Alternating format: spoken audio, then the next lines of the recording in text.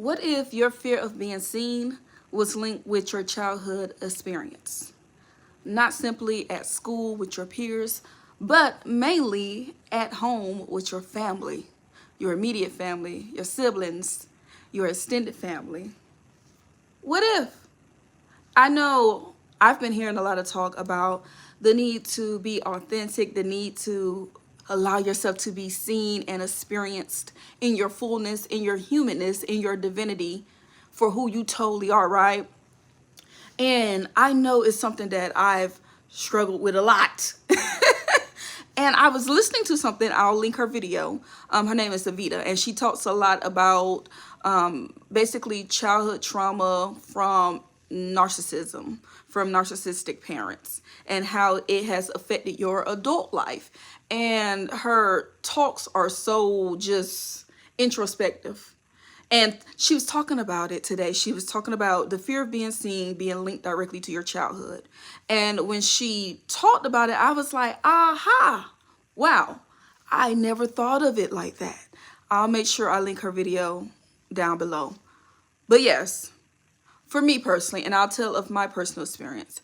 But yes, there has been a fear of being seen, being fully experienced in my full authentic self, feeling like I may be too much for people, feeling like, oh, nobody wants to hear what you have to say, or nobody want to see you, go sit down.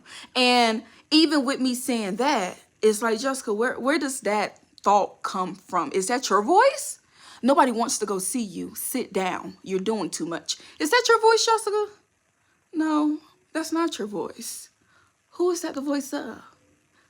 That is the voice of your mother. That is the voice of these school children from elementary and middle school. Those are other people's voices. Those are not my voices. But I'm going to tell you, I know for many women of color and people in general, a lot of time we're called to conform, and you are seen as too much or sometimes not enough, depending on if you're not living up to the standards of the society around you, or a lot of times just the individuals in your household. And if these individuals within your household have their own trauma, have their own abuse that they've experienced and succumbed to, a lot of times when our parents don't truly heal from their own trauma, don't truly love themselves, haven't really sat with themselves, they're going to project what they have going on within them, the chaos and dysfunction they have going on within them that's been handed down to them. They're going to hand it down to their children. So if they have a hard time accepting and loving themselves and being kind and loving towards themselves, why would they be able to be kind and loving towards their children? A lot of time they take out this rage and this chaos amongst their children. And it's a very unconscious thing for people who are emotionally immature and just not conscious. The abuse are going to become the abuser unless there's some type of self-awareness and consciousness and healing that takes place. So when we're growing up in these households that's riddled with abuse, you start to realize that if I become invisible, if I stay out of the way, if I remain unseen, then that keeps me from trouble. That keeps me from being hit. That keeps me from being cussed out. That keeps me from being bullied. That keeps me from just not having a good experience. Conform, stay quiet, stay out of the way, stay unseen. Especially for me, it was make sure everything is in place. Make sure the house is clean. Make sure the food is cooked. Make sure my little sister's good. Make sure everything is okay. That way, when my mother come home, it ain't no fussing and cussing. If everything was good to go, I was in my room, being quiet, being unseen, I could expect that everything would be okay. It wasn't necessarily safe. It was an environment of being on eggshells all the time. But the best way to keep some peace, even if that peace was an illusion, was to basically have everything done. Have everything clean, have everything in place. Don't cause any disruption. And beyond basically being the housekeeper, the cook, the maid, the babysitter, whatever else, and having everything in place, it was very much your personality doesn't matter. How you feel doesn't matter. What you think doesn't matter. Even what you want to wear and what you like, it doesn't matter. Nothing matters about you. You're not here to be you. You're here to do what this parent needs you to do. That's what you're here for.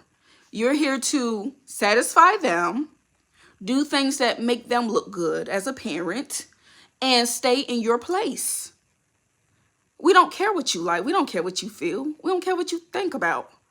And whatever you say, it needs to be verbatim of what we think and what we say. And if not, we're going to shame you for that.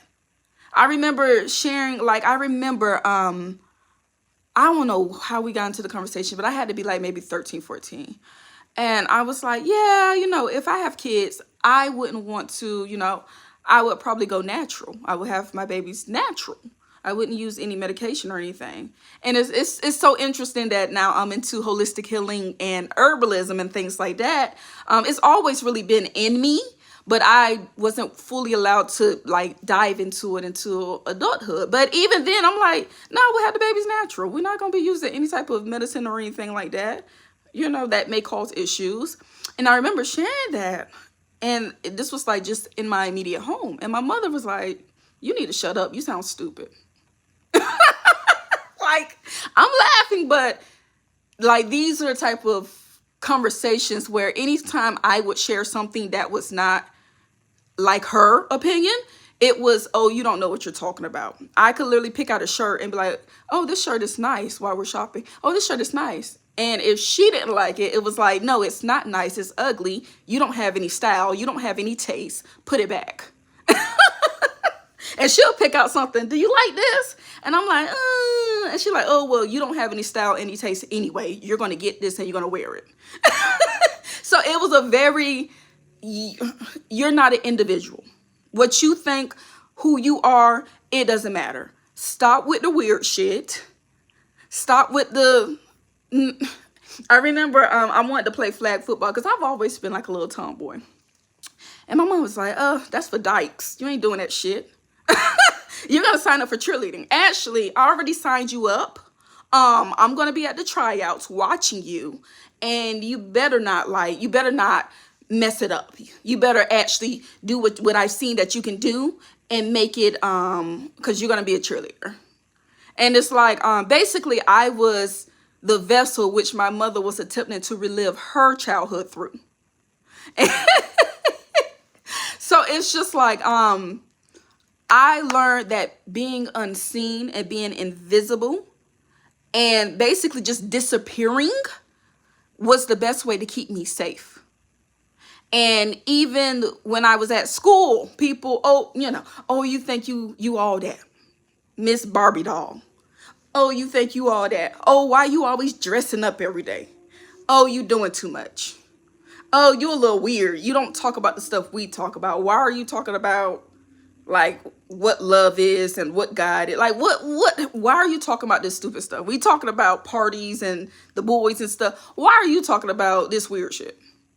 And it's just the best way I learned to survive in my youth was becoming invisible and turning myself down and almost cultivating certain things within me that would be more, make other people more comfortable around me. So that people pleasing, that learning how to, be funny to make people feel more comfortable, how to be caring and nurturing and just think about other people's needs and how to serve them, because I realized okay, well, they might not like my personality and like who I am, but if I can please them, if I can show up for them, if I can fulfill a need for them, then there was some acceptance in that. But yet it was yeah, you people please and you give to others, or you take care of others, but you still need to make sure that you're disappearing and that you're not too much and that you're not, forcing people to deal with another personality, which is you.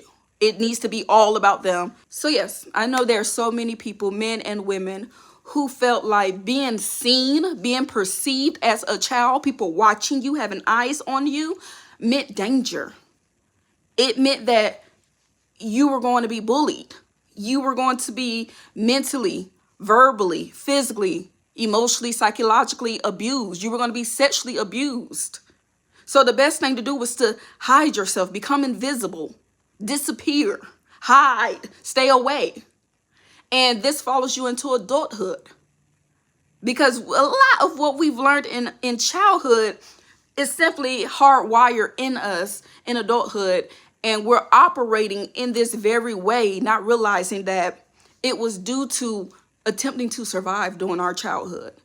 And when you become an adult, and if you're conscious, you have to ask yourself, why? Why am I moving the way I move? Is this simply my personality? I could have sworn this is my personality. I could have sworn me being isolated, away from people, being low key, being extremely private, was my personality. And in a way, there's certain aspects that are, and there's many aspects that are not. They were simply ways that I coped with childhood abuse and trauma. So as I'm working my way out of that, and it's crazy because it's like people say, I know people have told me like, what you mean? You don't like to be seen, or you have anxiety around being seen, or you have a fear of being seen. What do you mean? Like, don't you have a business online and you show your face and things? And it's like, even with that, even with me launching my herbal company and coming online, that was a big hill for me to get over. But it wasn't as big as me coming online as just myself. I'm going to tell you, if you're selling a product or a service, you can always put that product or service in the forefront. So it's not you that have to be vulnerable. It's not you that has to be exposed to the people. It's not you that is being seen. It's your product. So I for a long time, I could hide behind Herbal Renaissance. I could hide behind, I'm just telling you about the plants. I'm just telling you about the herbs. I'm telling you about this. But now, with me being called to truly show myself and tell my story and show who I am, yes, this has been shiver my timbers. And even today, when I was going to make this video, there was, because I have this perfectionism thing, and people who know me, like, they just know. And something in me was like, I want to make the video about this topic because I'll get so inspired about these things. And when it's in me, I want to talk about it immediately. But there's also this perfectionism thing of always wanting to be seen perfect, that it's like, oh, well, I want to make the video, but I'm in workout clothes. So should I change? Like, should I get dressed up and sit down and make the video? Like, that's going to take me like, 30 minutes to do. Or should I wait till tonight? Or should I wait till tomorrow when I get dressed? And it's like, why are you not good to sit down in front of the camera in your workout clothes and make this video, Jessica? And it's like, I don't have an answer. So it was like, sit down and make the video. Come as you are. If you say you truly want to be vulnerable in yourself with people and authentic and not always have to come in this perfect light, allow yourself to be seen just as you are. So I'm making a video. And look, I'm over here covering my little fupa with this pillow. But it's like, I'm here, I'm making it. I felt like this was really important to talk about. I know a lot of people are dealing with this fear of being seen. I'm dealing with it myself. One thing I've learned about fear is a lot of times you just have to go through it. And on the other end, you'll realize it really wasn't that big of a deal. It was all mental. So hopefully that helped y'all. We'll chat next time. So before I fully close out, I do have some affirmations that I'm going to be saying for myself. And hey, they may be helpful for you. So I want to share them with you. And the affirmations is, and this is off the top of my head, but the affirmations is this: I am perfectly and wonderfully made in the image of God. That means I am enough. And with me being enough, I allow myself to be seen, experienced, felt, and digest it in my full, authentic, whole nature. I am perfectly imperfect, yet I am still loved. I am still adored. I am still here. And with me being here, that is meant for the whole world to feel and to see my impact. I allow myself to be fully experienced. I allow myself to be seen. I allow myself to be loved. I even allow myself to be hated. For I know that all is well and that I am enough for the God, that image I am made from. So yes, when God created me, God said it was good. And in that, that is enough. That is enough. Bye, y'all.